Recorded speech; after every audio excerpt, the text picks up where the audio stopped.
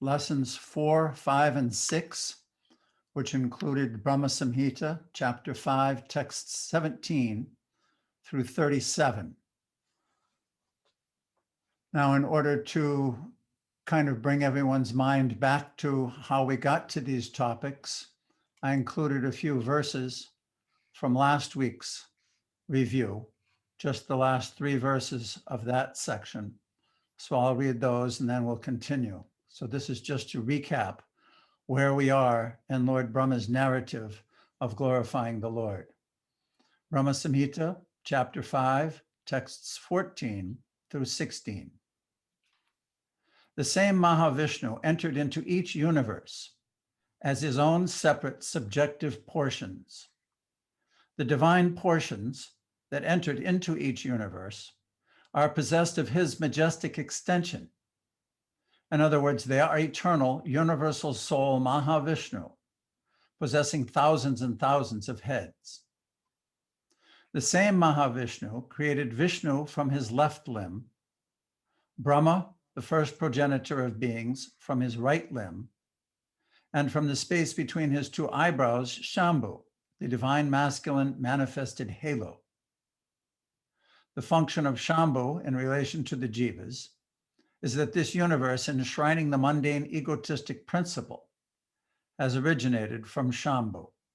So in this short overview, we've come to the point where Mahavishnu enters into each universe as his subjective portion, Garbhodakshaya Vishnu, and then also manifests Brahma, Vishnu, and Shambhu.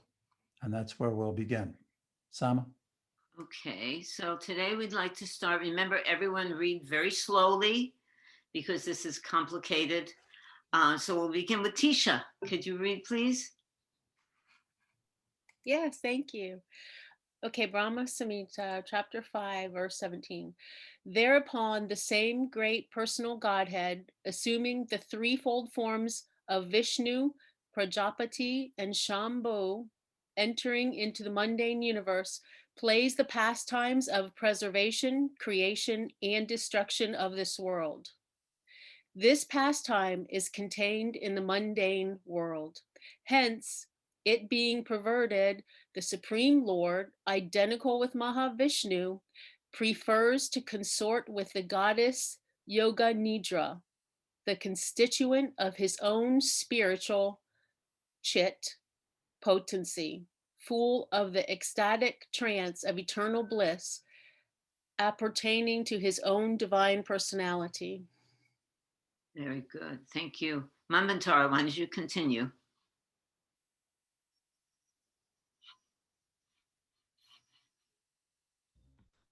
When Vishnu, lying on the ocean of milk, wills to create this universe, a golden lotus springs from his navel pit.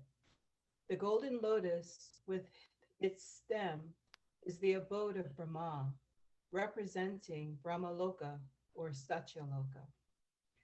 Before their conglomeration, the primary elements in their nascent state remained originally separate entities. Non-application of the conglomerating process is the cause of their separate existence.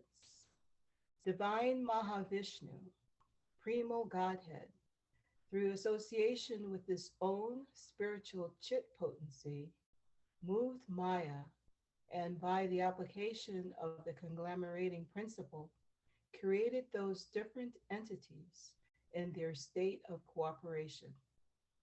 And after that, he himself consorted with Yoga Nidra by way of his eternal dalliance with his spiritual chit potency. Purport. Maya Dakshena Praktihi Suyate Cha Charanaram. Bhagavad Gita, chapter 9, text 10. The mundane energy Prakriti gives birth to this universe of animate and inanimate beings by my direction. The purport of this sloka of the Gita is that Maya, the perverted reflection of spiritual chit potency, was at first inactive, and her extension of matter constituting the material cause was also in the separately dislocated state. In accordance with the will of Krishna, this world is manifested as the resultant of the union of the efficient and the material cause, material causal principles of Maya. In spite of that, That's causal. causal, okay, and the material causal principles of Maya. In spite of that, the spiritual Lord himself remains united with his chit potency, Yoga Nidra.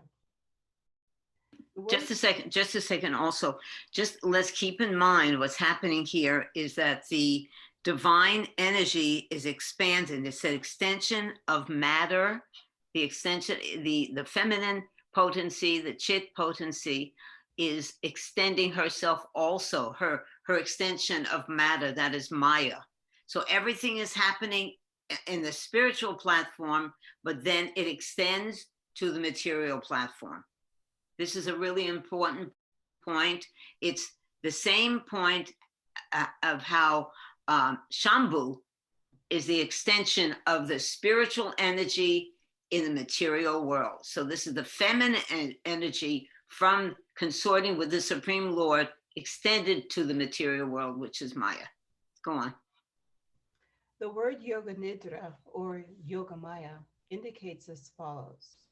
The nature of chit potency is manifestive of the absolute truth, while the nature of her perverted reflection, Maya, is envelopment of the gloom of ignorance. When Krishna desires to manifest something in the mundane, ignorance-wrapped affairs, he does this by the conjunction of his spiritual potency with his inactive, non-spiritual potency. This is known as Yoga Maya.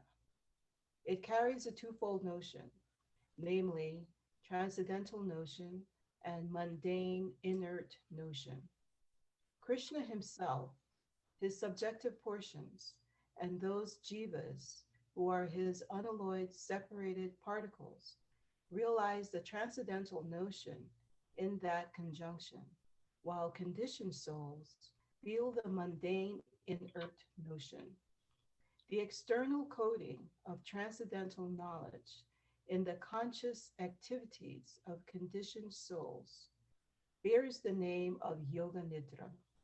This is also an influence of the chit potency of the divinity. This principle will be more elaborately considered hereafter. Any questions? That point that we discussed that I just mentioned before is being elaborated upon here. Same point, and we see it repeats itself over and over again. Everything in the material world is manifested from the spiritual world. Everything is coming from the spirit, including all energies, Maya included, coming from the spirit. Two important points are brought out in this. I'm surprised nobody asked about it. That means everybody understands this part. Before the conglomeration, the primary elements in their nascent state remained originally separate entities. Non-application of the conglomerating process is the cause of their separate existence. So everybody understands that, right? Because nobody asked about it. So everybody must understand. Go on. Now you explain it. Explain it, please. There's two different features to the material energy. When it's in its nascent state, it's called pradhan. It's not manifest as material nature. Material nature is a conglomeration, just like if you're going to bake a cake. First of all the ingredients are separate. And actually, before you even buy them, they're in their nascent state. They're at the grocery store, and before that, they're even back in the field in their forms of milk and grains and things. So, but as the process of bringing them together creates the ingredients of flour and water and butter and all those things. Similarly, with the Lord's, it's like a seed. Everything in a seed has potential to become a plant. The potential is in that seed, but it requires a proper atmosphere for it to become for it to become inspired to germinate and grow into the plant. So that activity of putting material nature into a state where it will become inspired and start to act comes from the glance of Mahavishnu. When he does that, then that nascent state transforms. It says here, divine Mahavishnu, primal Godhead, through association with his chit potency, moved Maya by the application of the conglomerating principle. So that means it's like taking all the ingredients, putting them into a bowl, mixing them around, and creating the batter that's going to make the cake. Secondly, this is important down here, that when Krishna, what's it say here? When Krishna desires to manifest something in the mundane, ignorance-wrapped affairs, he does so by this conjunction of his spiritual potency with his inactive, non-spiritual potency.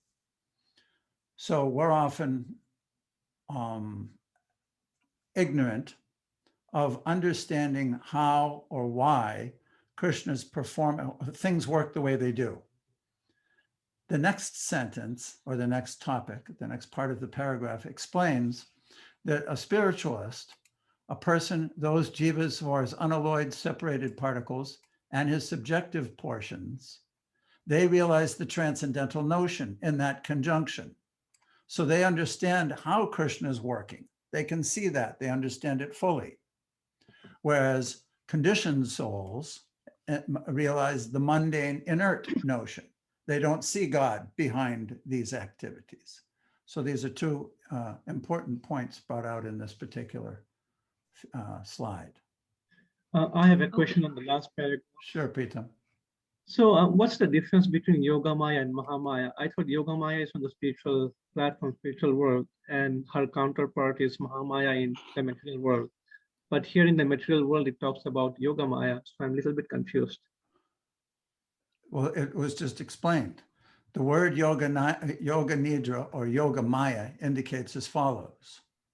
And then it's talking about when Krishna desires to manifest something in the mundane wrapped affairs, he does this by the conjunction of his spiritual potency with his inactive non-spiritual potency. This is called yoga maya.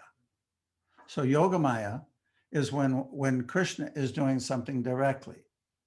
And Mahamaya is more or less the activities of karma, where the actions and reactions of the material energy act upon a conditioned soul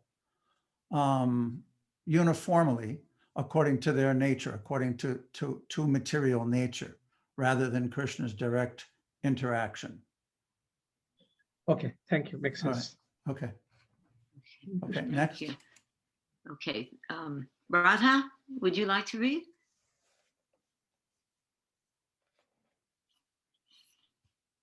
Are you with us, Radha? Unmute. She's not reading. Oh, Oh, she's not reading. Okay, so, Hard for me to read because I can't breathe and read at the same time. oh, That's well, all. that's a problem. That's a problem. Okay, just hear it. Thank you, thank you. Mr. Higgins, how about you? Would you like to read? Thank you. Bhagavad Brahma Samhita 5:21, 23.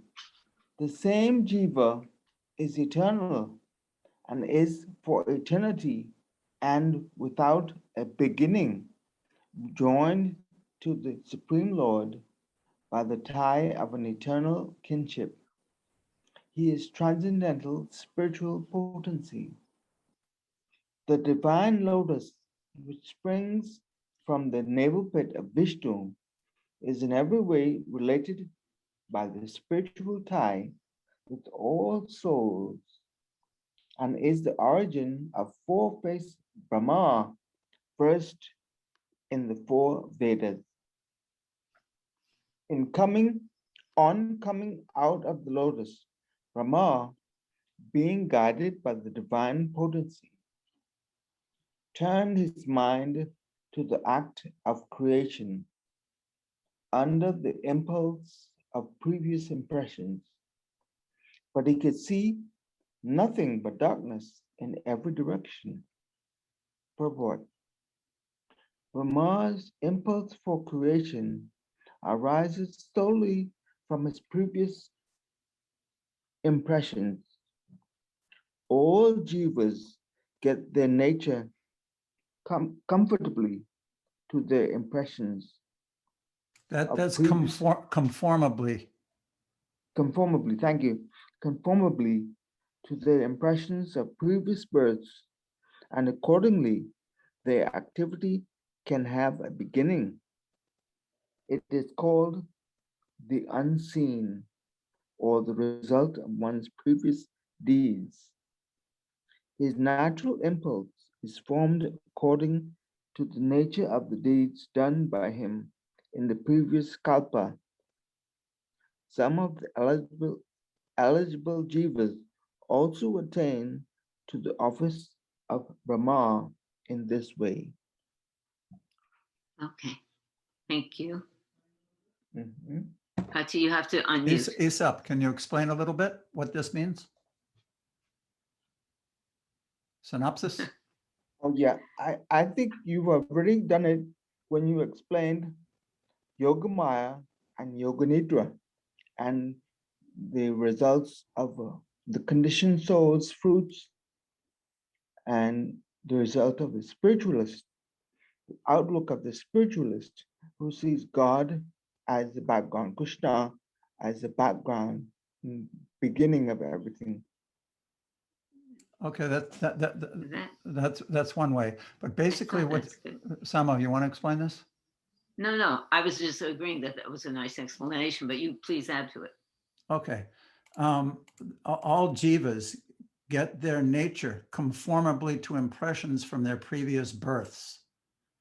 This means that we carry on. Everybody's experienced this. We have different attractions or are repelled by different things, different interests.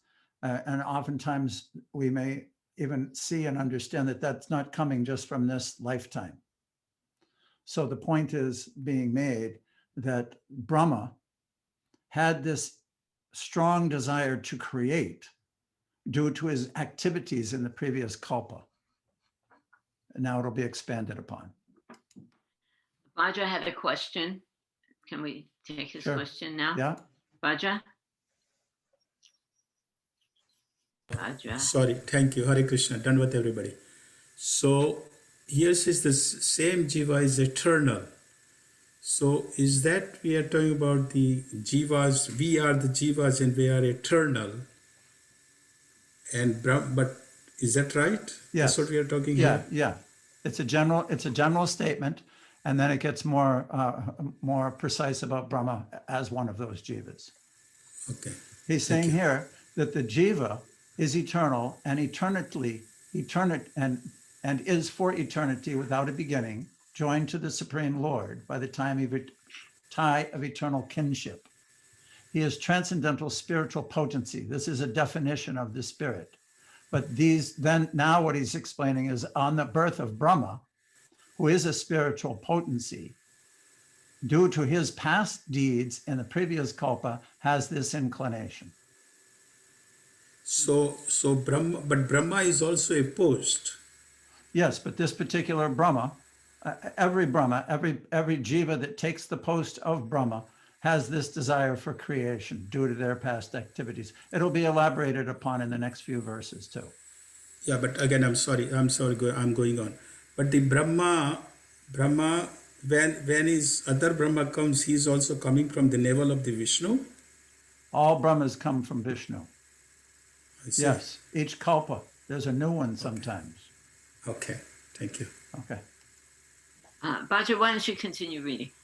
Thank you, Mataji. Text 24-25. Then the goddess of learning Saraswati, the divine consort of the Supreme Lord, said thus to Brahma, who saw nothing but gloom in all directions. O Brahma, this mantra, Klim Krishnaya Govindaya Gopijan Vallabhai Swaha will assuredly fulfill your heart's desire. O Brahma, do thou practice spiritual association by means of this mantra, then all your desires will be fulfilled. Purport. The mantra consisting of the 18 divine letters prefixed by the Kama Bij is alone super excellent. It has a twofold aspect. One aspect is that it tends to make the pure soul run after all attractives of Krishna, the Lord of Gokula, and the divine milkmaids. This is the acme of the spiritual tendency of jivas. When the devotee is free from all sorts of mundane desires and willing to serve the Lord, he attains the fruition of his heart's desires, the love of Krishna. But in the case of the devotee who is not of unmixed aptitude, this super excellent mantra fulfills his heart's desire also. The transcendental Kama Bij is inherent in the divine logos located in Goloka, and the Kama Bij, pervertedly reflected in the worldly affairs, satisfies all sorts of desires of this mundane world. Okay. Unmute, Pachi. Yep, I got it. So let's point out here, it says the mantra consisting of 18 divine letters or syllables is prefixed by the Kama Bija. So this is the mantra. And if you take away the Klim, then we go Krishnaya Govindaya Gopijana Vallabhaya Swaha. 18 letters, 18 syllables, and it's prefixed by Kama Bija, which is clean. Now, if you remember, when we had that chart in the very beginning of lesson 1, where it was describing the hexagonal figure in Goloka Vrindavan, in the center of that hexagonal figure, what was there? Can anybody remember? Clean, Huh? Same. clean. Flame. Yes. Yeah. So he's saying here that transcendental Kama Bija is inherent in the divine logos located in Goloka. Now, the point is, by chanting this mantra, what is its effect? What happens? It has twofold. One aspect is that it tends to make the soul run after the all-attractive Sri Krishna. So just as we spoke of before about the potency in a seed, requiring an atmosphere that germinates it or inspires it to germinate, it creates some atmosphere whereby the seed becomes enthused to expand its potencies and grow. In the same way, by this chanting of this mantra, the soul, the eternal spiritual potency, becomes enlivened by that association and wants to run after. It becomes attracted. It wants to attain Krishna. Thank you. Okay. Madhurya, would you read this, please? So 526, Brahmasvita. Brahma, being desirous of satisfying Govinda, practiced the cultural act for Krishna in Goloka, Lord of Sritadvip, for a long time.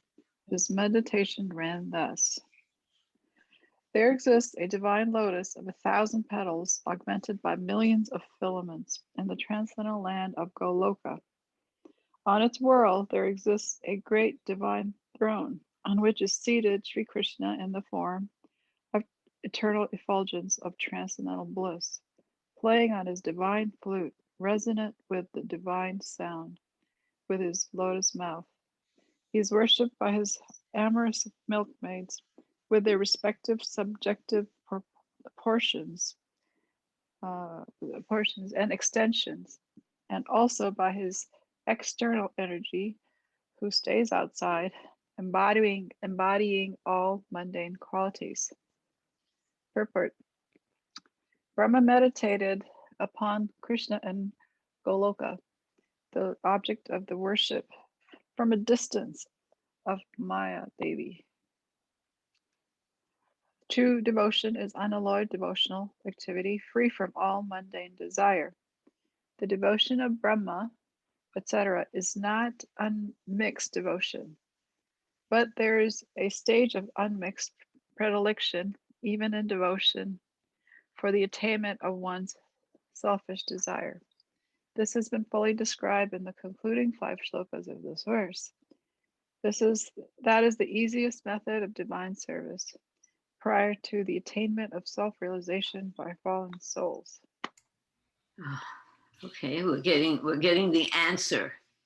Pure devotion. We're getting the answer here. Just want to bring out one note. The reason I used this particular image is that this is the book cover of the first Srimad Bhagavatams that Srila Prabhupada printed in India. He hired an artist to make this picture, and you'll notice that Brahma's meditation is the same as this image. As a representative of the Brahma Sampradaya, he brought these books with him. Can I just, Yeah, Tisha. I have this question, and I'm so sorry. I have been following as much as I can the back and forth questions and answers, which has been fascinating, but I just feel like I have to know, while we're talking about this mantra, Klim Krishnaya, Govindaya, Gopijnana, Vallabhaya, Swaha, why aren't we chanting that mantra? Like, what is the difference, I guess? You know, we chant the Maha Mantra. What's the reason why we wouldn't chant that mantra? Okay, I can just help you a little. This Maha means the supreme. It means the biggest, the most merciful, the most attractive, Maha Mantra. So this is what Lord Chaitanya came, this Klim Krishnaya Govindaya Gopijana Vallabhaya Swaha. This is part of the Gayatri Mantra. So when one takes initiation and he's given this mantra also to chant the Gayatri Mantra. Brahmin will chant this mantra 3 times a day, along with some other mantras. There are different mantras for different sampradayas. But this Klim Krishnaya mantra is part of the Gayatri Mantra. And when it's not, it is wonderful. It's perfect at the beginning of the universe to attain complete self-realization. But here we are a little bit down the line. This Maha Mantra is the divine incarnation of Krishna in sound. And we must be totally dependent upon this Maha Mantra to attain self-realization. And we have also read, and we see it again throughout this study of Brahma Samhita, that to the extent we are engaged in material activities, relationships, tastes, mentalities, causes, to that extent we will not realize Krishna, because realizing Krishna means that there's nothing else going on your plate. You learn to see everything in relation to Krishna, and that's the conclusion that Lord Chaitanya has given us, this Maha Mantra, to attain that goal. So ultimately, this Krim Krishnaya Govindaya Gopijana Vallabhaya Swaha, that is part of the Gayatri Mantra, and it is given to Brahmins when they receive that special mantra, so they can do brahminical activities such as worshiping the deity. Okay, so does that answer your question, Tisha? The next reader, Nanda, will you read the next 2 slides? Yes, ma'am. Brahma Samhita 5:27. Then Gayatri, the mother of the Vedas, being made manifest, meaning imparted, by the divine sound of the flute of Sri Krishna, entered into the lotus mouth of Brahma, born from himself through his 8 ear holes. The lotus-born Brahma, having received the Gayatri sprung from the flute song of Sri Krishna, attained the status of the twice-born, having been initiated by the supreme primal preceptor, Godhead himself. Purport: the sound of Krishna's flute is the is the transcendental blissful sound. Hence, the archetype of all Veda is present in it. The Gayatri is Vedic rhythm. It contains a brief meditation and prayer. Kama Gayatri is the highest of all the Gayatris because the meditation and prayer contained in it are full of the perfect transcendental sportive activities which are not to be found in any other Gayatri. The Gayatri that is attained as the sequel to the 18-lettered mantra is Kama Gayatri, which runs thus: Klim Kama Devaya Vidmahe Pushpa Banaya Dhimahi Tanno Nanga Prachodayat. In this Gayatri, the realization of the transcendental pastimes of Sri Gopi Jana Vallabha after perfect meditation and the prayer for attainment of the transcendental God of love are indicated. In the spiritual world, there's no better mode of endeavor for securing the super excellent rasa bedewed love. Bedewed love. As soon as that Gayatri entered into the ear holes of Brahma, he became the twice born and began to chant the Gayatri. Whoever has received the same Gayatri in reality has attained his spiritual rebirth. The status of a twice born is obtained in accordance with one's worldly nature and lineage by the fettered souls in this mundane world is far inferior to that of the twice born who obtains admission into the transcendental world. Because the initiation or acquisition of transcendental birth as a result of spiritual initiation is the highest glories, inasmuch as the jiva is thereby enabled to attain to the transcendental realm. Thank you, Nanda. Before I ask you to explain that, I just want to say to Tisha that when one becomes purified sufficiently through chanting the Hare Krishna mantra and engaging in devotional service, then he becomes a candidate for receiving the Gayatri mantra, which is a further step in one's advancement in Krishna consciousness. And that could take a very long time, even lifetimes.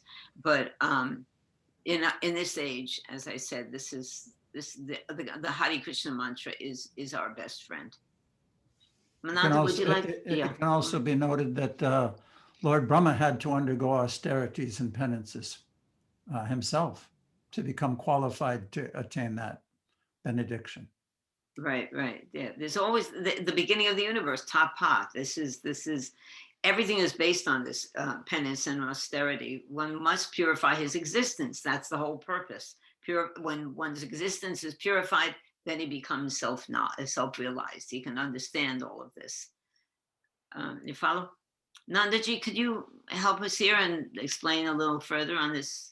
I don't know if I can help very much, but the first paragraph is explaining how this Kama Gayatri is the highest of all the Gayatris, because it's explaining, not so much explaining, but it's revealing that Krishna has amorous pastimes and activities.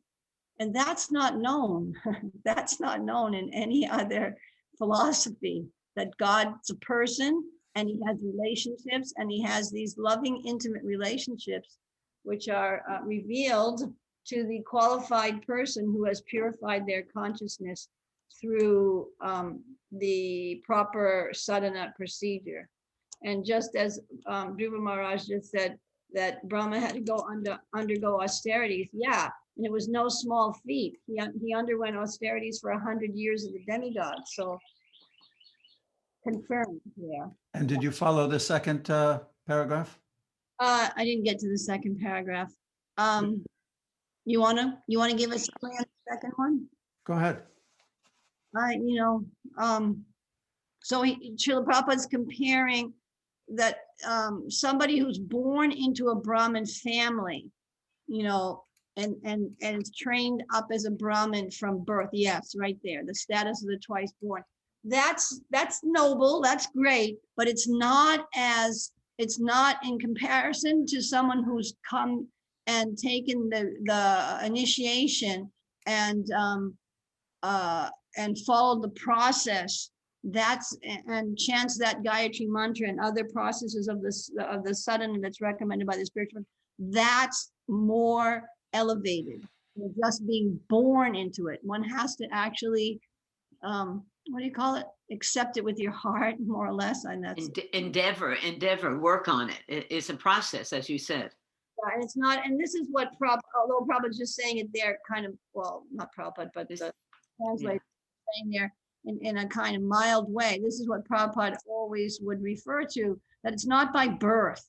Your qualification to go back to Godhead isn't by your birth, but it's by your, activities, Very good. Thank you. Thank you. Gopal, would you read next? Okay, let's Gopal, there you are. here. Hang on one second. I'm having trouble with my bifocals recently. I'm only on a phone here, so. Brahma Samhita 5:28. Enlightened by the recollection of that Gayatri embodying the three Vedas, Brahma became acquainted with the expanse of the ocean of truth. Then he worshipped Sri Krishna, the essence of all Vedas, with this hymn. Purport. Brahma thought thus within himself, by the recollection of Kama Gayatri, it seems to me that I am the eternal maidservant of Krishna. Though the other mysteries in regard to the condition of the maidservant of Krishna were not revealed to him, Brahma, by dint of his searching self-consciousness, became well acquainted with the ocean of truth. All the truths of the Vedas were revealed to him, and with the help of those essences of the Vedas, he offered this hymn to the Supreme Lord, Sri Krishna. Shriman Mahaprabhu has taught this hymn to his favorite disciples, inasmuch as it fully contains all the transcendental truths regarding the Vaishnava philosophy. Readers are requested to study and try to enter into the spirit of his hymn with great care and attention as a regular daily function. So Srila Prabhupada has, sorry. I'm just going to say, we should note that this is Brahma's prayers actually start with text 29, the next one. Oh, I see. But Prabhupada has recorded this and the following verse, and I think several verses around here. So I think most of the devotees know this by heart. All of this, you can hear Prabhupada speaking it. That's how important and wonderful it is. So next, Ian, can you read, please, this next verse and little purport there?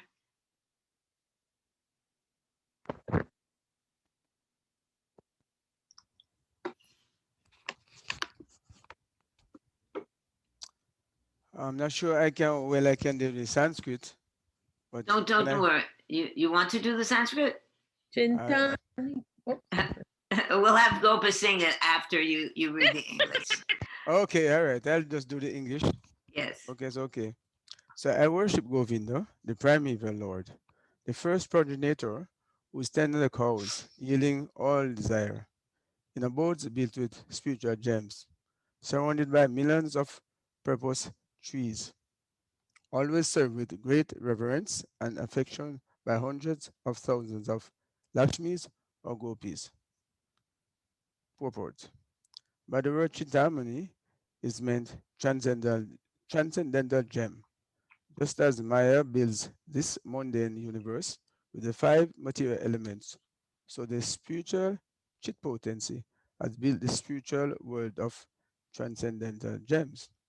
The Chintamani, which serves as material in the building of the abode of the Supreme Lord of Goloka, is a far rarer and more agreeable entity than the Philosopher's Stone.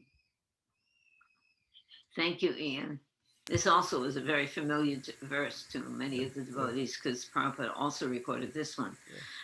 Ian, would you like to read the next one? Yeah, I will. Yes. No, not Ian. I'm sorry. Okay. Preetam, I'm sorry. I thought you were going to have somebody read the Sanskrit. You The had mentioned Sanskrit. it, so. Nanda has a question. So thank you, Ian, for that. Okay. I got mixed up. But after Nanda's question, we'll have Preetam read. Nandaji? I can see that Padre has a question too because he's waving his hand. But anyways, Okay. aside from that, it's that thing that the part where it says it's far more agreeable entity than the philosopher's stone. So the sentence, total sentence, the Chintamani which serves as material, so that they're building in the spiritual world, anything that they're building is out of Chintamani stone. Wait a minute. You're breaking up. You're breaking up. Really? Sorry. Say the last one again. You got excited. The sentence says the Chintamani which serves as material in the building of the abode of the Supreme Lord. So that means, I understand that to mean that spiritual gem Chintamani, wish-fulfilling desire stone, is what everything's made out of in the spiritual world. But this part is far rarer and more agreeable entity than the philosopher's stone. So I think that what you're saying there is that in the material world things are made out of stone, but what is the philosopher's stone that's beautiful? That's what I don't get the real. Why is philosophy there? That last philosopher's stone was the most clear. I don't know what's going on with your thing, but Pati, why don't you answer that about the Philosopher's stone is the famous stone like Midas had. Whatever it touches turns to gold. So he's saying that in this material world, the most agreeable or most desirable stone is the type of a stone which, when touched to another metal, turns it to gold. That's the greatest that you can get in this material world. Okay. But Chintamani is a material which is far rarer and more agreeable than this simple thing that makes gold. Thank you. Perfect. The reason we have Roger. trouble listening is that because if somebody is unmuted and they're not reading, that's why we have trouble. Oh, so everybody who's not reading should remain unmuted. No, they should Okay. remain They're muted. muted. I meant, muted. see, I'm really mixed up today, everyone. I'm sorry. Muted. Everybody should remain muted if you're not reading. Now, Bhadra has a question, and then Preetam will read this next slide. Bhadra? Thank you. And it's nice that, as I said before, the Bhaktisiddhanta's language is so hard, people to understand. So each sloka is not Dhruv Maharaj Prabhu you are explaining. Thank you for that. The question is that this is Brahma's prayers. And Brahma is, after performing tapasya, he has realized all this of the spiritual world. But then still, he goes to the Brahma Vimohan Leela and he steals the cows and the cowherd boys. So is that because Krishna wants to perform his pastimes? Is that what it is? He's describing, Brahma is describing everything here of the spiritual world. Can you explain, please? We'll read at the end of the book that Brahma is not in Sudha Bhakti at this point in the pastime. So therefore, he'll be instructed by the Lord what and how he should perform his activities while he still remains in the material world to become even more purified. Although he's come to this point of seeing the Lord and having this exchange with him, he's nonetheless still in the material world. So there are different commentaries about how he became bewildered. Some say that it was Yogamaya, because it's a Leela of Krishna. That's certainly accepted. But the Madhvacharya Sampradaya doesn't even comment on that chapter of the Srimad Bhagavatam because he's the Adi Guru and therefore a pure devotee. So it's a complex topic. Can I add to that also? The Leela of Brahma stealing the cows and the cowherd boys is certainly much after this. This is at the beginning of the universe. So I tend to think also that it's a glorification of Krishna, his stealing the cows, although Krishna wasn't very happy about it, but it's a glorification of Krishna really, to show how the Krishna's might. So I believe it was Leela too. That's what it appears to be, but I'm just a conditioned soul. But I also accept that he is the head of our sampradaya. So he, at this point, after seeing Krishna and performing austerities and creating the whole universe, is purified. So from that moment on, he would be acting in terms of Leela. But can I tell one quick story from the a different sampradaya? I think it is the Navamit Mahatmya, that Lord Brahma, he felt so disturbed after stealing the cows, and so he's lamenting. And Krishna came to him and he said, "Don't worry, you have an opportunity to come as a devotee in the Kali Yuga, and you will be born in a very low family, but you will become purified." And that was Haridas Thakur. So that's beautiful.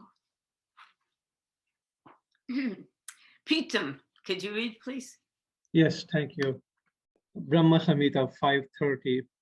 I worship Govinda, the primeval Lord, who is adept in playing on his flute, with blooming eyes like lotus petals, with head decked with peacock's feather, with the figure of beauty tinged with the hue of blue clouds, and his unique loveliness charming millions of cupids. Purport: the matchless beauty of Krishna, the Supreme Lord of Goloka, is being described.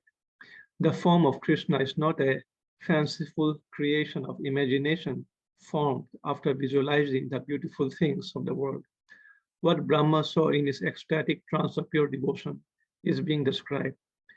Just as a lotus petal produces a pleasant sight, so the two beautiful eyes of Krishna, who causes the manifestation of our spiritual vision, display the unlimited splendor and beauty of his moon-like face.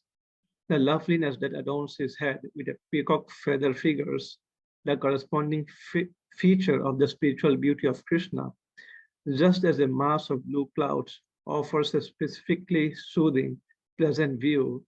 The complexion of Krishna is analogously tinged with a spiritual dark blue color. The beauty and loveliness of Krishna is far more enchanting than that of Cupid multiplied a millionfold. So Prabhupada also has spoken this verse many, many times. I think there's a record, it's in the Govinda prayers we hear, and many times Prabhupada has spoken these wonderful verses. Faye, could you read the next slide, please? Yes, Mataji, thank you. Brahma Samhita 5.31. I worship Govinda, the primeval Lord, round whose neck is swinging a garland of flowers beautified with the moon locket, whose two hands are adorned with the flute and jewel ornaments, who always revels in the pastimes of love, whose graceful threefold bending form of Syam Sundara is eternally manifest. Purport: in the sloka beginning with Chitamani Prakhara, the transcendental region and the spiritual names of Govinda, in the sloka beginning with Venam Kavanatam, the eternal beautiful form of Govinda, and in this sloka, the amorous pastimes of Govinda, the embodiment of his 64 excellences have been described. All the spiritual affairs that come within the scope of description in the narration of the ecstatic mellow quality, rasa, are included in the spiritual amorous sports of Govinda. Thank you. That was beautiful. Tisha, why don't you read the next one? Okay.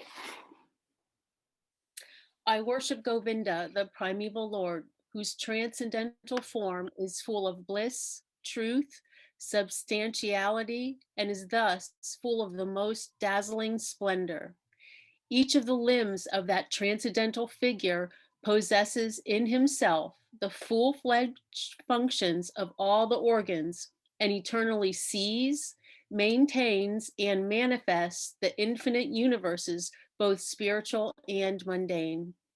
Purport. The spiritual abode, the seat of pastimes, emanated from the Chit potency and formed of the Chintamani, or the transcendental philosopher's stone, and the figure of Krishna are all spiritual, just as Maya is the perverted reflection of the spiritual potency. The variegatedness created by Maya, or ignorance, is also a perverted reflection of spiritual variegatedness. So a mere semblance of the spiritual variegatedness is only noticed in this mundane world. The unwholesomeness of matter is its defect, but in the spirit there is variegatedness, which is free from any fault or contamination. The soul and the body of Krishna are identical, whereas the body and soul of fallen creatures are not so. The soul and the body of Krishna are identical, whereas the body and soul of fallen creatures are not so. In the spiritual sphere, there is no difference as that between the body and soul, between the limbs and their proprietor, between the attributes and the object possessing them of this world. But such difference really exists in the case of conditioned souls. Limbed though Krishna is, his every limb is the whole entity. He performs all varieties of divine spiritual functions with every one of his limbs. Hence, he is an indivisible whole and a perfect transcendental entity. Okay, I have a question, and anyone is free to answer this. Does that mean that the souls who are perfect in the spiritual world, they are also able to perform any activity with any limb?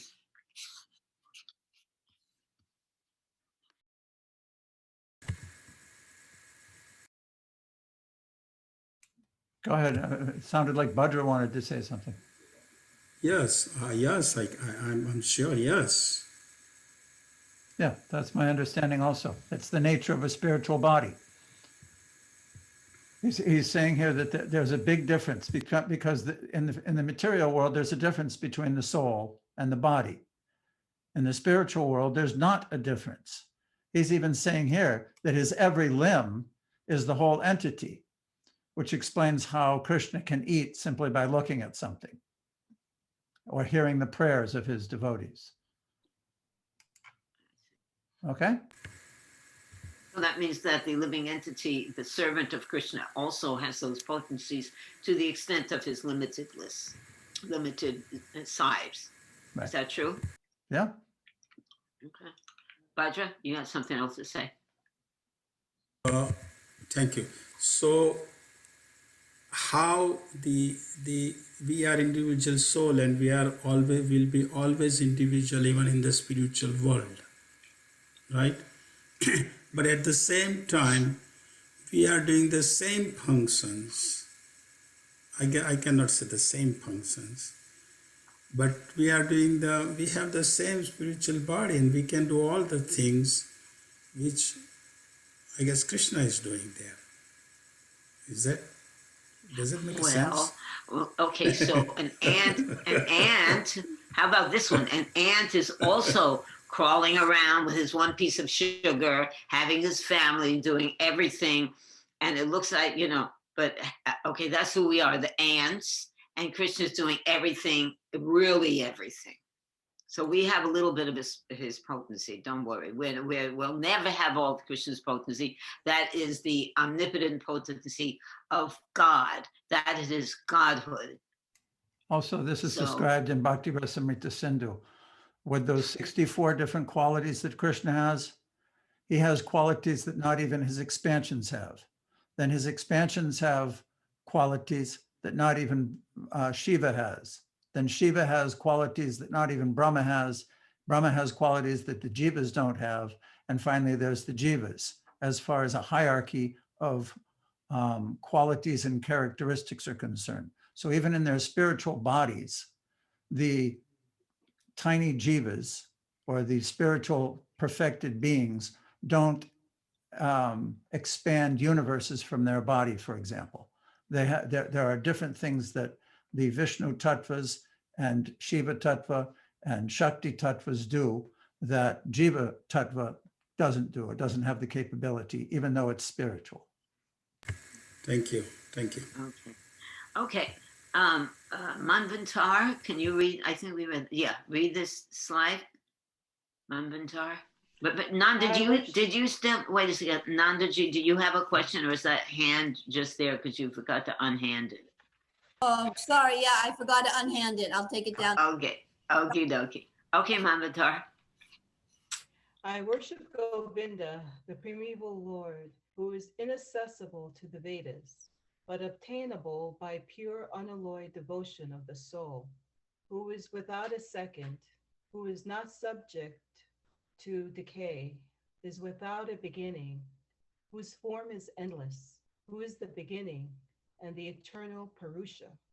Yet he is a person possessing the beauty of blooming youth. In the transcendental sphere, there is no distinction between the object and the qualities, and no such identity as is found in the limited mundane region. Hence, those qualities that seem to be apparently contradictory in the light of mundane conception, limited by time and space, exist in agreeable and dainty concordance in the spiritual realm. How can the jiva realize such unprecedented existence? The limited intellectual function of the jiva is always contaminated by the influence of time and space, and is, therefore, not in a position to shake off this limitedness. If the potency of cognitive function does not extend to the realization of the transcendental, what else can? Brahma says that the transcendental absolute is beyond the reach of the Vedas. The Vedas originate in sound, and sound originates in the mundane ether. So the Vedas cannot present before us as direct. So the Vedas cannot present before us a direct view of the transcendental world, Goloka. It is only when the Vedas are imbued with the Chit potency that they are enabled to deal with the transcendental.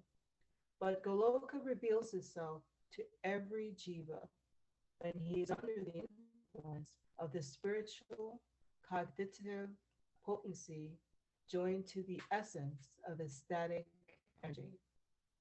The ecstatic function of devotion is boundless and is surcharged with unalloyed transcendental knowledge. That knowledge reveals Goloka Tattva, the principle of the highest transcendental, in unison with devotion, without asserting itself separately, but as a subsidiary to unalloyed devotion. So there's a couple of points here that are very important. One is that all the Vedas can't describe, some parts of the Vedas don't describe the transcendental that's being described here, where it says sound originates in mundane ether and the Vedas originate in sound. so therefore they can't describe it. However, it does point out, and Bhakti Siddhanta Saraswati commented on this, that it's when the Vedas are imbued with chit potency that they are enabled to deal with the transcendental. Also, chapter 87 in the Krishna book, or in 10th canto of Srimad Bhagavatam, entitled Prayers by the Personified Vedas, Maharaj Pariksit asked the same question. He said, we're sitting here, you're describing something transcendental to me, but you're using a mundane material mouth and I'm hearing it with mundane material ears. So how is it that we can understand the transcendental?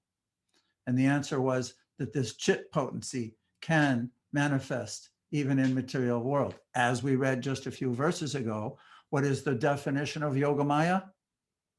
When Krishna wants to enact something in the mundane wrapped affairs, then he can do that. So similarly, there are certain parts of the Vedas which describe these things, and we're reading them. I'm sorry. Go on. Go ahead.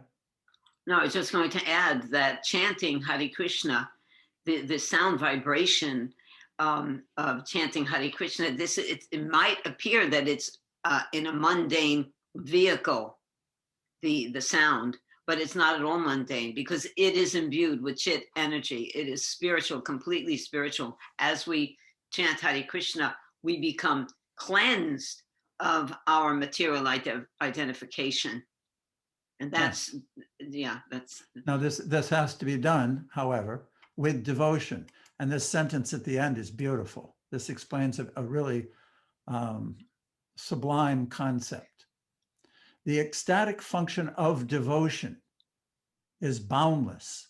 In other words, the function of devotion, the very acts of devotion to the Supreme Lord is ecstatic and boundless, and itself, the very act is surcharged with unalloyed transcendental knowledge. The acts of devotion, Krishna says in Bhagavad Gita, Tesham satati yuktanam bhajatam pratipurvakam, dadami buddhi yogam tam yena mama payantite. To those who worship me with devotion, I give them the intelligence by which they can come to me. So the way that we directly connect with God, with Krishna, is through devotion. That's what's being described. The ecstatic function of devotion is boundless and surcharged with unalloyed transcendental knowledge. That knowledge reveals Goloka Tattva in unison with devotion without asserting itself separately. In other words, you don't have to learn something separately. It will come to you by your acts of devotion. Who's on this Zoom session? Why these people? Because Krishna has arranged that they have some interest in it, they're hearing it, and it enthuses them. So that knowledge is revealing itself, Goloka Tattva is revealing itself to us by our devotion and showing interest in it and pursuing it and worshiping Krishna through it. I thought this was really sublime and beautiful, this concept. Thank you, Thank you. Patsy. Thank you.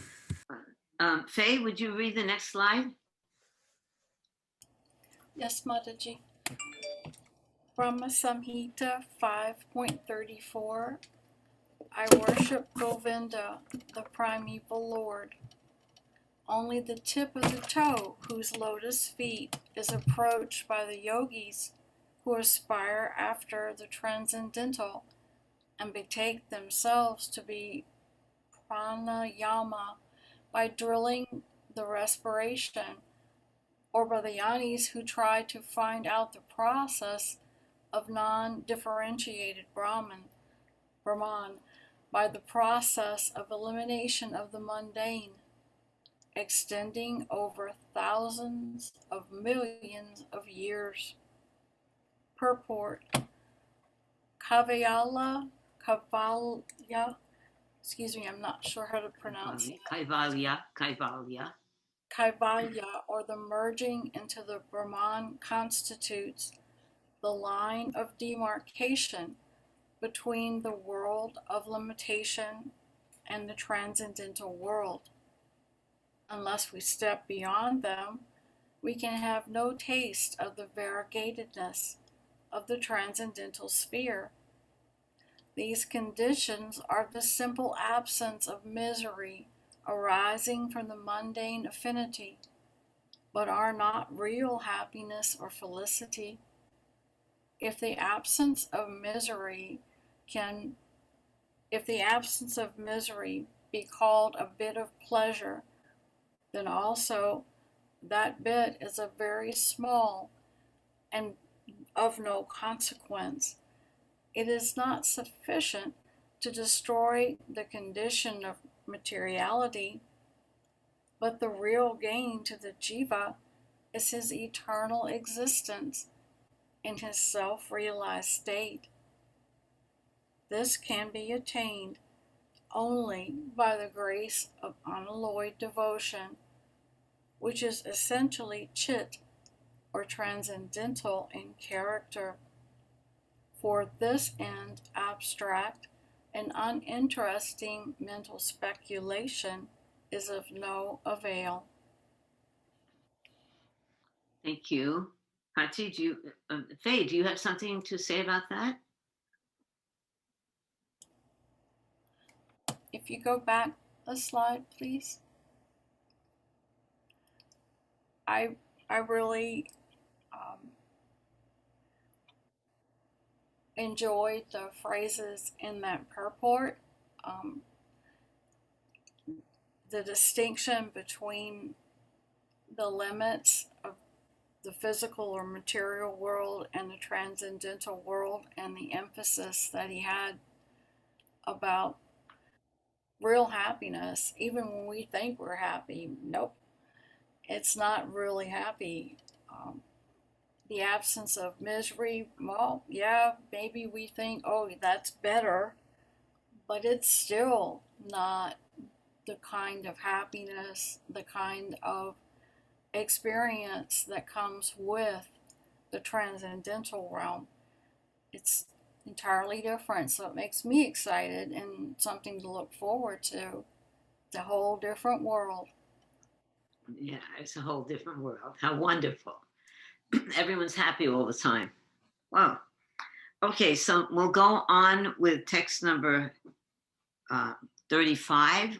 Where are we next? Sam, I just want to mention that because we wanted to spend some time on the last verse, which was quite complex and lengthy, let's do the next. Let's do the next three verses, the next three slides without any commentary. That was very beautiful, Faye. Thank you. Okay, thank you. Okay, not Ian. Higgins, Mr. Higgins, would you read the next slide, please? Yes, ma'am, Mataji. Brahma Samhita 5:35.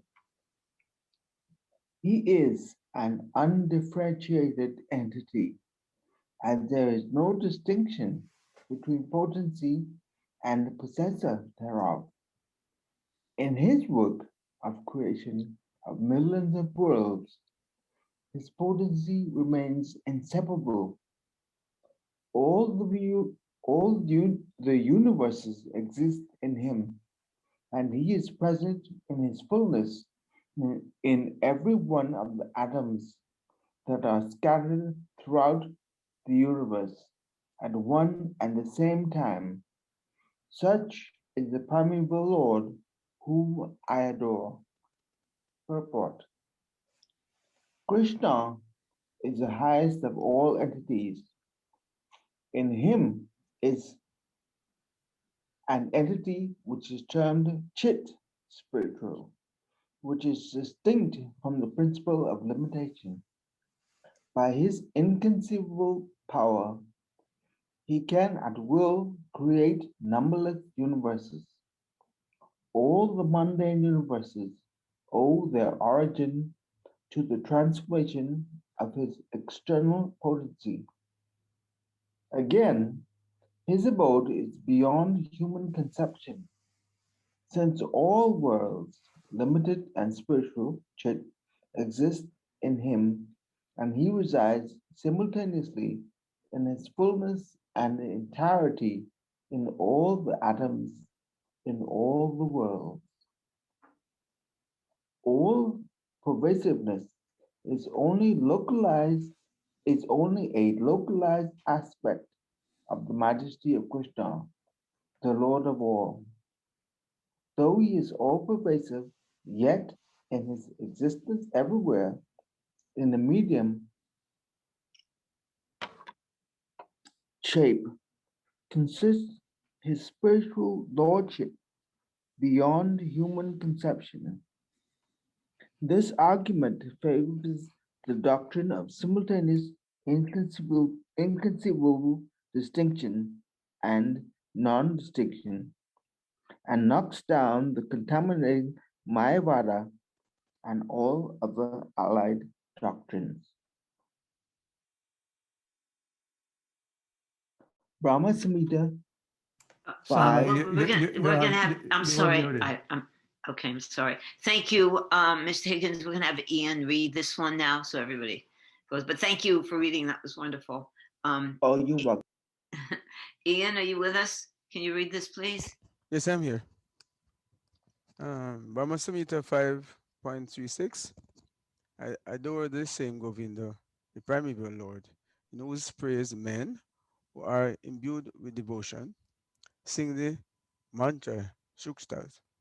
Shuktas, told by the Vedas, by gaining their appropriate beauty, greatness, thrones, conveyances, and ornaments. Purport. The devotees charged with the ideas of their respective service serve Krishna eternally and ultimately reach the goal of their respective ideals. They attain the real nature of their self befitting their respective rasas, their glories, conveyances, seats befitting their sacred service, and transcendental qualities of ornaments enhancing the beauty of their real nature. Should I continue? Yes. And this is Bhagavad Gita 4.11, 4.11. As all surrender unto me, I reward them accordingly. Everyone follows my path in all respects, O son of Pritha. This concept is reflected here. That's why I included this verse. It's basically saying the same thing. Pritam, would you read next?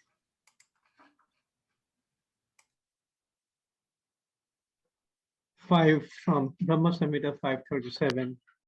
I worship Govinda, the primeval Lord, residing in his own realm, Goloka, with Radha, resembling his own spiritual figure, the embodiment of the ecstatic potency possessed of the 64 artistic activities, in the company of her confidants, of her bodily form, permeated and vitalized by his ever blissful spiritual rasa. Purport. Although the Lord Absolute and his potency are one and the self-same existence, still they exist eternally as separate entities, as Radha and Krishna. In both the ecstatic energy and the transcendental Lord Krishna, there exists Shringara Rasa, amorous love, whose quality is inconceivable. The Vibhava extension of that rasa is twofold, namely Alambana, prop, and Udipana, stimulation. Of this alambana is twofold, namely Ashraya, supported, and Vishaya, supporter. Ashraya signifies Radhika herself and the extensions of her own form, and Vishaya means Krishna himself. Krishna is Govinda, Lord of Goloka. The gopis are the facsimile ashraya of that rasa. With them, Krishna indulges in eternal pastimes in Goloka. Go on, Pritam. Go on with the next one. Purport continued. Read slowly, Prabhu. Okay, purport continued. List of 64 fine arts and crafts such as 1. Gita, art of singing. 2. Vadya, art of playing on musical instruments. 3. Nritya, art of dancing. 4. Natya, art of theatricals. 5. Alekhya, art of painting, etc. All these arts, manifesting their own eternal forms, are ever visible in the region of Goloka as the ingredients of rasa. And in the mundane sphere, they have been unstintingly exhibited in the pastimes of Braja by the spiritual Chit potency, Yoga Maya. Sometimes the variant manifestation of those pastimes becomes visible on the mundane plane.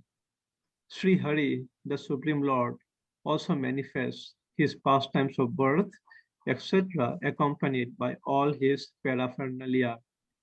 The divine sportive potency fills the hearts of this paraphernalia with appropriate spiritual sentiments in conformity with the will of Krishna. Those pastimes that manifest themselves on the mundane plane are his visible pastimes. All those very pastimes exist in their non-visible form in Goloka beyond the ken of mundane knowledge. Thank you. Nanda, can you read, please?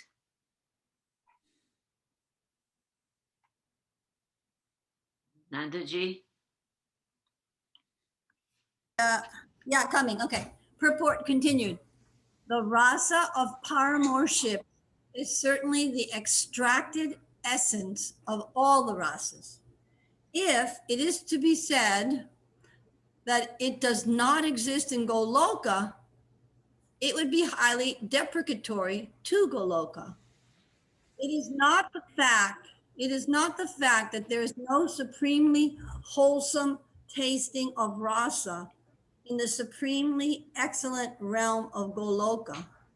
Krishna, the fountainhead of all avatars, tastes the same in a distinct form in Goloka and in another distinct form in Gokula.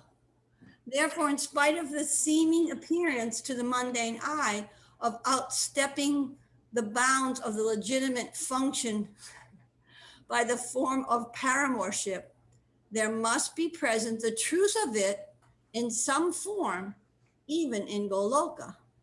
Krishna, in his majestic Chit realm, causes the manifestation of his own Chit potency as Lakshmi and enjoys her as his own wedded consort. As this feeling of wedded consorthood preponderates there, rasa expands in a wholesome form only up to the state of servanthood, dasya ras.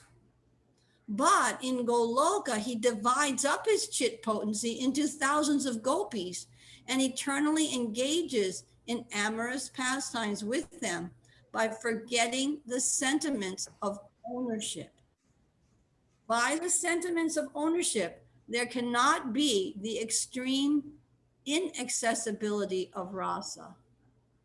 So the gopis have naturally, from eternity, the innate sentiment of being others' wedded wives. Krishna, too, in response to that sentiment, by assuming the reciprocal sentiment of paramorship, performs the rasa and the other amorous pastimes with the aid of the flute, his favorite Sher Ami.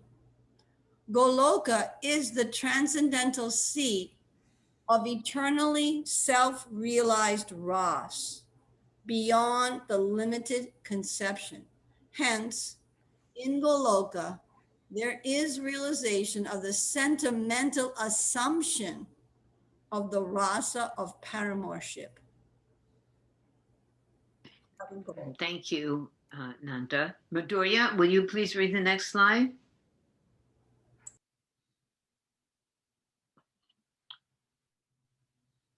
Unmute Madhurya ji. Is this the slide that Nanda just read? No. You know, the Next last one. sentence of what she just read, the very last sentence, hence in Goloka, there's realization of the sentiment, assumption of the rasa partnership. What does that sentence mean? In Goloka, there is a realization of sentimental. It's coming up, Well, Victoria. Okay. Yeah. It'll be explained in the next slide that you're going to read. You had some questions about this word.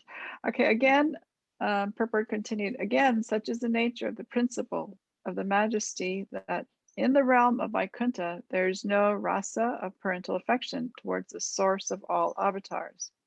But in Goloka, the seat of all super excellent deliciousness, There's no more than the original sentimental egotistic assumption of the same rasa. There, Nanda and Yashoda are visibly present, but there's no occurrence of birth. For want of the occurrence of birth, the assumed egotistic sentiment of parental affection of Nanda and Yashoda has no foundation in the actual existence of such entities as father and mother, but it is of the nature of sentimental assumption on their parts. Jayati Jana Nivaso Devaki Janmabada, etc. For the purpose of the realization of the rasa, the assumed egotistic sentiment is, however, eternal. Did you follow? Do you understand how that answers the well- question previously asked? Okay, well, this is one of the questions I had is, so in the Goloka, there's no birth. So that means Krishna's birth Leela is not there, right? His birth what? Leela. Right, correct. Then, but Nanda and Yashoda are there. I guess Devaki and maybe Devaki and They're there, they're Vasudeva, expanded forms of Nanda yeah. and Yashoda. So, but they, but there's no Leela. I think it starts at Kaishurya, right? Yes. Isn't it? It's eternal. So if they're there, they don't have the sentiments of. Do they have the sentiments of being parents? Yes, exactly course. exactly what this sentence meant. Hence, in Goloka, there is realization of the sentimental assumption of the rasa. And what he's doing in this explanation is, first of all, explaining the parental affection and how it's assumed by Nanda and Yashoda, but it's eternal. We read that in the previous one. It's that they're eternally here. So the gopis have naturally, from eternity, the innate sentiment of being others' wedded wives. These Shaktis eternally have that sentiment that they are someone else's wives. Similarly, in Vaikuntha, this rasa of parental affection doesn't manifest because of majesty. This means that because of awe and reverence for the Supreme Lord, the entities who live there don't mature in their feelings of affection to the point of feeling that they can be the parent of Krishna, or even the friend of Krishna, because their more dominant sentiment is their awe and reverence of God. So they can attain to a dasya mood. But This that's in is- Vaikuntha. Yes, it's in exactly. So but what in he's Goloka. there, right? But in Goloka, the seat of all super deliciousness, there's no more than the original. There is no more than the original sentimental egoistic assumption of the same rasa. So in Goloka, that Shakti does exist, and Nanda and Yashoda are the archetype examples of it in the parental affection. This is what's being described. Then he's going to advance his presentation to the Madhurya rasa. But right now he's explaining that Nanda and Yashoda, although there's no occurrence of birth, they still have the assumed egoistic sentiment of parental affection, although it has no foundation in the actual existence. So just as the gopis have an eternal assumed sentiment that they are someone else's wives, eternally, Nanda and Yashoda have the sentiment that Krishna is their son, even though there's no physical leela of birth. Okay, can I And infer that's- something? Can I infer in the material world, everything is gross. It's manifested in a gross manner. It comes from a more subtle place. These feelings of even paramourship, that is a rasa in the material world. It's perverted, but it is a rasa. Just like in the spiritual world, it is a rasa, but it's a rasa in a very subtle, pure way. It's a way the devotees want to serve Krishna. So that sentiment of being someone else's wife or the mother of Krishna, that sentiment is there on a spiritual level, not on a gross physical mundane level. That's why birth is not present in the spiritual world, because it's a mundane physical gross activity. But So- still the egocentric mentality and feelings of it, the sentiment is there, and it comes from the spiritual world. Any kind of feelings of relationships that we have come from the spiritual world. So the gopis don't have children. They don't have babies there in Goloka. They don't give birth to babies the way we give birth to babies. They're that I don't know for Oh. sure, but if they would have babies, it would be the sentiment that this is my child. It will be described. It's coming up in a future slide. Okay, so then the Cowherd boys, right? Like, where did they come from? If they weren't born, did they just manifest from their eternal identities? Well, if someone's eternal, would birth be there? How is somebody? I'm just trying to understand about that part. And then regarding the husbands, the perceived husbands. So in Goloka, there are no husbands, or it's just like in Gokula. It's coming up in this purport down below. You only read to here. It's coming up down here. All right, keep The reading. answer to what you're reading. It sounded like Badger had a question too. I heard his fan. Do you want to continue reading? Okay, yeah, let's continue reading, because many of these questions will be brought up and answered. Continue, In the rasa of amorous love, if the corresponding egotistic sentiments of concubinage and partnership be mere eternal assumptions, there is nothing to blame in them. And it also does not go against the scriptures. When those transcendental entities of Goloka becomes manifest in Braja, then those two egotistic sentiments become somewhat more palpable to the mundane view in the phenomenal world, and there comes to be this much difference only. In the rasa of paternal affection, the sentiments of Nanda and Yashoda that their parents becomes manifest in the more tangible form in the pastimes of birth, etc. And in the amorous rasa, the corresponding sentiments of concubinage in the respective gopis becomes manifest in the forms of their marriages with Abhimanyu, Govardhan, etc. So that must be in Gokula. Gokula. In reality, there is no such separate entity as husbandhood of the gopis, either in Goloka or in Gokula. Hence, the Shastras declare that there is no sexual union of the gopis with their husbands. It is also for the same reason that the authorized teacher of the principle of rasa, Srila Rupa Goswami, writes that in the transcendental amorous rasa, the hero is of two different types: the wedded husband and the paramour. Things take place in the spiritual world in a different way. In the material world, we are dealing in matter. We only understand things in matter. This is a very gross manifestation of the Lord's energy. This is not the end all. This is how it manifests itself in a more subtle form in the spiritual world. These feelings, these sentiments of love, of parenthood or wife or lover or friend, these manifest very deeply in the spiritual world, but in a very pure way.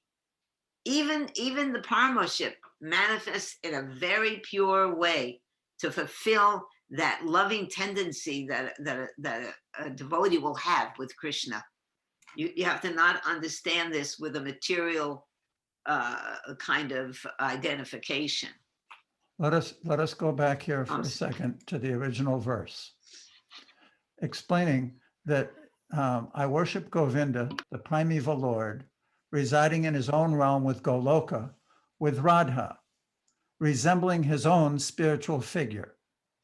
So we read from the Chaitanya Charitamrita that Krishna has a spiritual body composed of three elements: Sat, eternity; Chit, knowledge; and Ananda, blissfulness.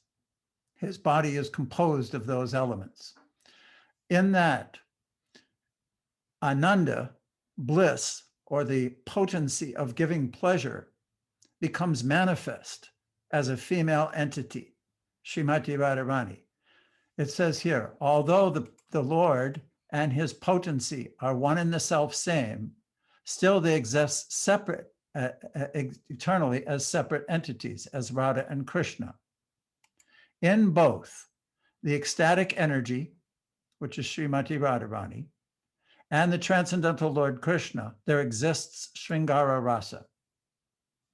So the exchange of love is the highest of pleasures, manifest in the pleasure potency personified, Srimati Radharani, and the male Purusha, Lord Sri Krishna.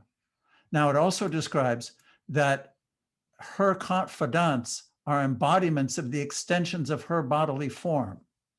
So all the Sakis, all the Gopis, all the Manjaris are ultimately just as Krishna expands himself in unlimited forms, Srimati Radharani, the pleasure potency, expands in unlimited forms of different female counterparts. So what happens is that they eternally exist as her expansions with the same sentiments of being other men's wives. But in actuality, that's just a sentiment of that potency for those particular Shaktis of the Lord. Same thing with the cowherd boys, same thing with Nanda and Yasoda. These are Shaktis or potencies of the Lord manifest to bring pleasure to the whole experience for the Lord. He's the supreme enjoyer.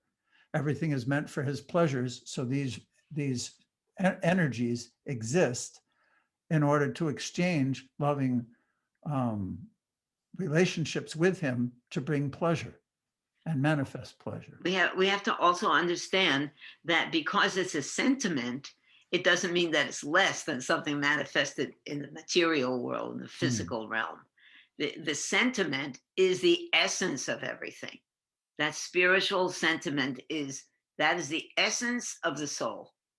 So it's not that it's less by the time it comes to the spiritual world, manifesting it materially with all its inebrities. It is the pure essence of the feelings of the soul in deep love for Krishna. So let's go on.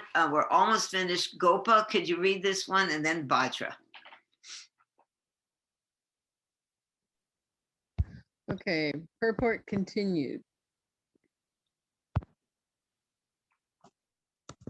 Krishna is deliberate overstepping of his own quality of self-delightedness is caused by the desire of union with another's wedded wife. Let me explain that.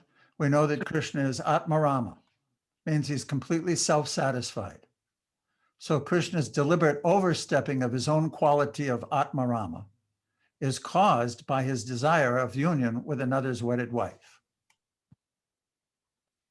The state of being another's wedded wife is nothing but the corresponding assumed sentiment on the part of the gopis. In reality, they have no husbands with independent and separate existence. Still, their very egoistic sentiment makes them have the nature of the wedded wives of others. So all the characteristics that desire makes the paramour overstep the bounds of duty, etc., are eternally present in the seat of all deliciousness. In Vraj, that very thing reveals itself to an extent in a form more tangible to persons with mundane eyes. The rasa of Goloka manifests as Vraj rasa on the mundane plane for the benefit of the devotees by the power of Yogamaya. Whatever is observable in Goloka rasa should be visible in Goloka rasa. Wait a minute, Gokula, sorry. Whatever is observable in Gokula rasa should be visible in Goloka rasa in a clearly explicit form. Hence, the distinction of paramorship and concubinage,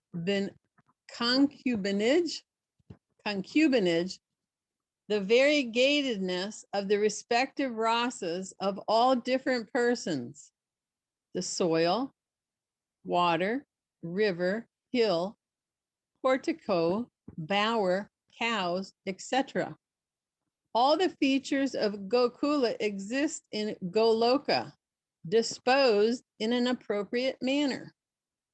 There is only this peculiarity that the mundane conceptions of human beings possessed of material judgment regarding those transcendental entities do not exist there. Phew.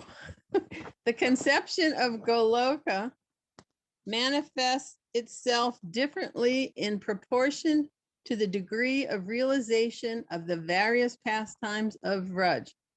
And it is very difficult to lay down any definite criterion as to which proportions are mundane and which are uncontaminated. The more the eye of devotion is tinged with the salve of love, the more will the transcendental concept gradually manifest itself. So there is no need of further hypothetical speculation, which does not improve one's spiritual appreciation, as the substantive knowledge of Goloka is an inconceivable entity. To try to pursue the inconceivable by the conceptual process is like pounding the empty husk of grain, which is sure to have a fruitless ending.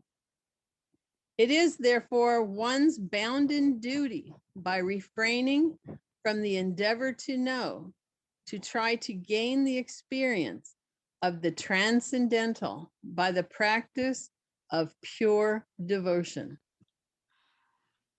Okay, so that last sentence there, it is therefore one's bounded duty, if you take out by refraining from the endeavor to know, that means we're not endeavoring to know. If you just take that one out, we can understand a little easier. It is therefore one's bounden duty to try to gain the experience of the transcendental by the practice of pure devotion. Okay, we have this one last slide and then a question at the end. Vajra, could you please read this? And then Manvantara, we're going to ask you to read your question. Thank you. Any course, the adoption of which tends to produce the impression of futurelessness must be shunned by all means. Unalloyed Parkiyaras, free from all mundane conception, is a most rare attainment.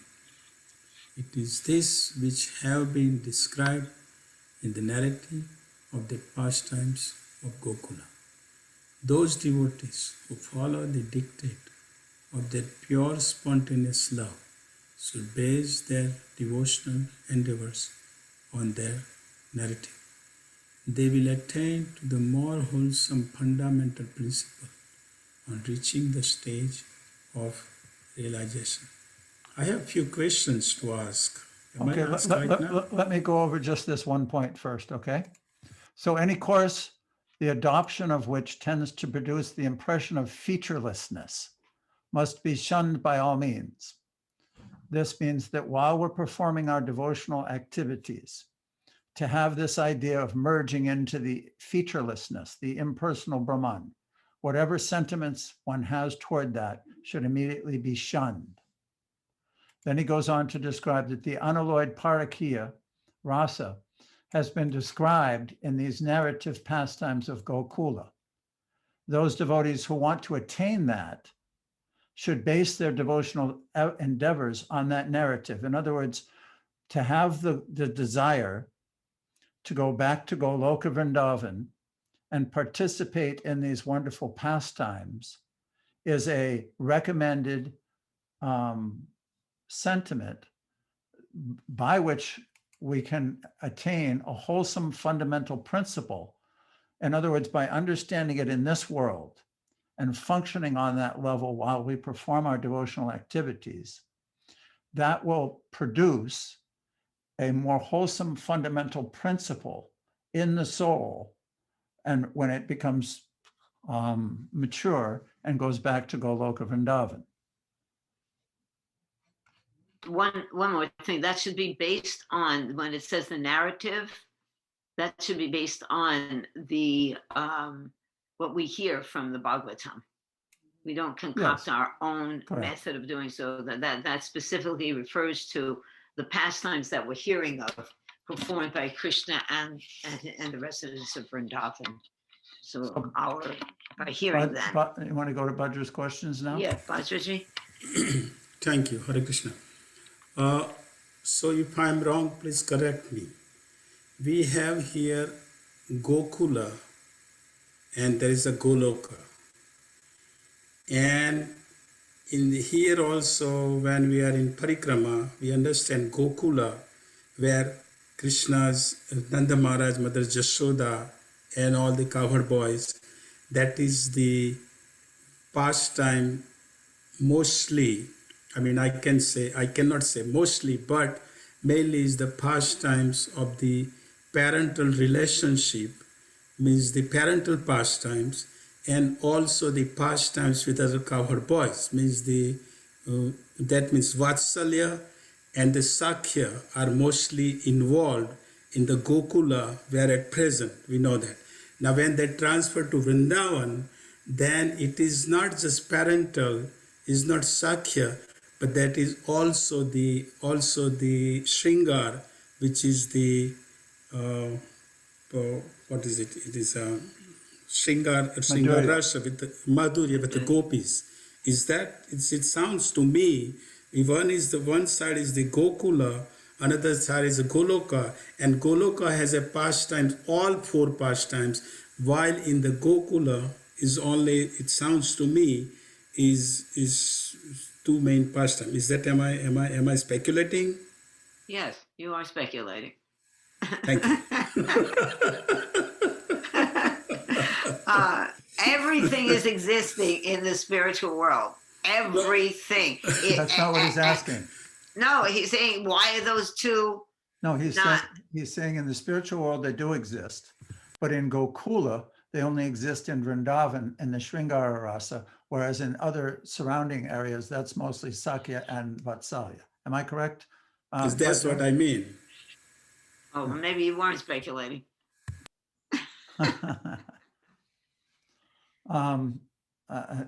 The conjugal Madhurya Rasa manifests only in a section of Gokula due to the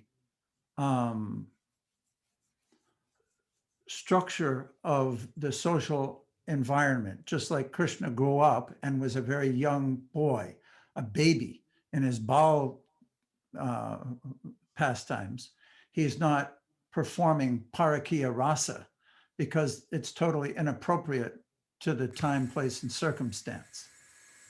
Whereas later on, the assumed sentiment after the Brahma Vimohan Lila, when the gopis got married, so-called married to the other men, then subsequent to that, on this Bhoma Lila manifested pastimes, that became manifest as Parakya Rasa. Is that what you're kind of leading towards? Wait, yeah. I think that in the manifestation in the world, when the Dham comes to the world, it is called Gokula, not only the place where Krishna took his birth. Am I right? There's Gokula and Goloka. Yes. Goloka is the spiritual world beyond the material world. And the self same Goloka comes to the material world as Gokula, but that includes Vrindavan pastimes. I think it's just a Very good. name. I think Yeah. it's a name that you're getting confused with this section, because we go to, when we're on Parikama, we go to Gokula, and that's when Krishna was a baby. And then we go to Vrindavan when he had different pastimes. But that whole Braj Leela is actually termed Gokula. as Gokula. Very good. Just semantics, I think. Thank you. Thank you.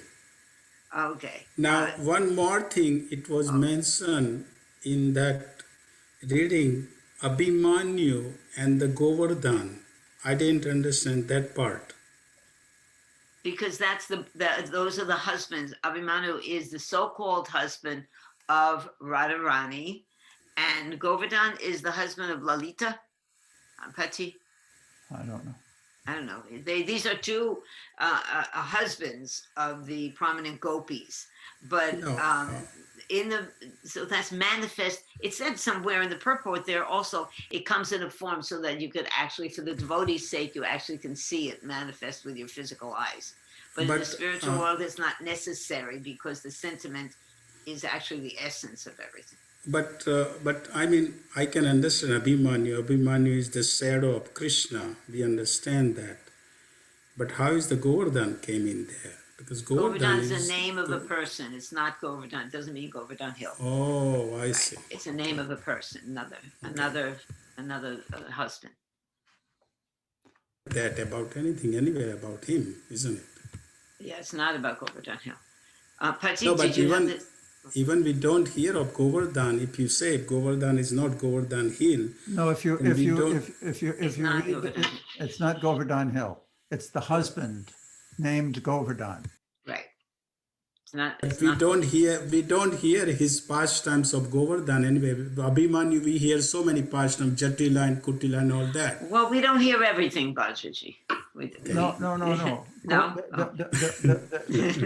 Govardhan, if you read, I think Mukta Charita, there are different books by the Goswamis which mention Govardhan as one of the husbands. It's not that we're just speculating. That's actually, he is a person.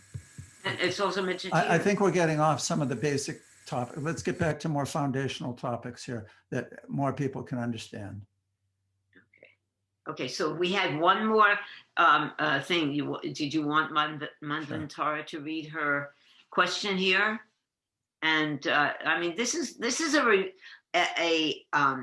overview. Everyone should understand this. This could keep us busy for the rest of our lives. It is an overview to try to understand the Brahma Samhita, one of the most important Vaishnav doctrines. So when you're gonna, this is the overview right now, then I think in the future you'll have to go in detail for the more lectures. Oh, Lord Chaitanya. This is I want to go back to the Bhagavatam. Okay, let's have Manvantara read this last slide. Manvantaraji. In reference to Brahma Samhita, chapter 5, text 37, page 67, the state of being another's wedded wife is nothing but the corresponding assumed sentiment on the part of the gopis. Is this a similar spiritual principle that is applicable to devotees in the material world? When devotees view the spiritual master as a representative of God, Lord Shri Krishna. There are numerous references by Srila Prabhupada that is instructive to view the spiritual master as a representative of God. Bhagavad Gita, chapter 7, text 14, purport. When devotees liken their spiritual master as a representative of God, the elusive possessive likeness to God doesn't seem to affect the spiritual master. Rather, such thinking totally influences the disciples' actions and behaviors. So is it a similar principle accomplished by Yoga Maya? So after our conversation, Manvantara, do you still have the same question? Does it still ring true to you? No, it's it seems to be, I guess I'm just looking for a confirmation. It seems much clearer. Well, we can say that my husband and I were discussing this. There's two things. One is tattva, which is all truth. It's tattva is the truth. It has to be presented. There is no deviation. It is very set. Let's say cement. That's tattva, and tattva is different than rasa. Tattva is that the guru should be worshipped as good as the Supreme Lord because he is a representative of the Lord. That does not change. And I don't know where you got that from, but about the spiritual master not being affected. He's not affected by that worship. And if he is, then he's not really a bona fide spiritual master. He is, but the duty of the devotee is to see the spiritual master and respect him as the Supreme Lord, because that is our link. That is our pure link. We offer things to Prabhupada. That is the way we get to Krishna. What was the second part of it? The tattva. So that's the tattva. Now you want to go to rasa. The rasa is this whole thing that we've been talking about. The whole thing that we've been talking about in these purports, in this section of the Brahma Samhita, in relation to the gopis, to Krishna. This is rasa. That means sentiment. The sentiment, and that means it's not a fleeting thing, as someone would say, "Oh, you're very sentimental in the material world." This is profoundly the essence of what a soul is made of, and worshiping Krishna in this manner, wedded, husband, wife, friend, lover. This is a sentiment that is so full. It directs everything that the self-realized soul is functioning in that direction. Everything. So that's one thing. Rasa. Tattva is the relationship between the spiritual master and the disciple, and the spiritual master's position. That's what I thought about that. Does anyone is that clear? Patti, do you want to add something? I'm wondering if Manvantara still is more clear on that. It sounds like she is. Is that all right? Yeah, I mean, I think I understand it better. Okay. Can I just ask a question while I have the mic? Yes. I read somewhere earlier within our readings in regards to Krishna and the gopis that this view of being other wedded wives, husbands, wives, it's because he is to overcome the possessiveness. Like, it's difficult to enjoy when you own something. So I thought that's what I interpreted when I read. So they eternally have this concept that they are other people's wives to increase the passion or sentiment of that Ras. Right. Versus Krishna, that they belong to Krishna. Correct. Right. You know what I mean? Yeah. Okay. Even in the Krishna book, the gopis say, "We are not your wives. You're not paying us for our service." They're just drawn to Krishna. They're giving themselves, but they have the sentiment of being, there's an excitement there. There's a whole world of ras and interrelation of feelings and intrigues that happen in that rasa of paramorship. It way beyond anything that we can imagine in the material world, because it's pure. And that is a bona fide relationship with Krishna, not only bona fide, but the topmost. Okay, so Patti, do you want to, this was quite a full. Yeah, as Samapriya mentioned, this is an overview. It's more of like an introduction or a little more opportunity to study Brahma Samhita just during this time. It's a short overview. Next week will be our last one. We're actually traveling. We're hoping to be able to connect and do a Zoom next week. The campground we're going to said they have Wi-Fi, So we'll hope that they do it. But other than that, it's just wonderful to share all these topics with everyone. And if you have any questions, comments, anything, we have those forums, and hopefully we'll be able to get together next week as well. Thank you, everyone. Jai. Jai, Hare Krishna, Krishna, Vanchakalpatarubhyascha, Vanchakalpatarubhyascha, Kripa Sindhubhya, Kripasindhubhya, Patitanam Patitanam Pavanam, Pavanebhyo, Vaishnavibhyo, Haribo.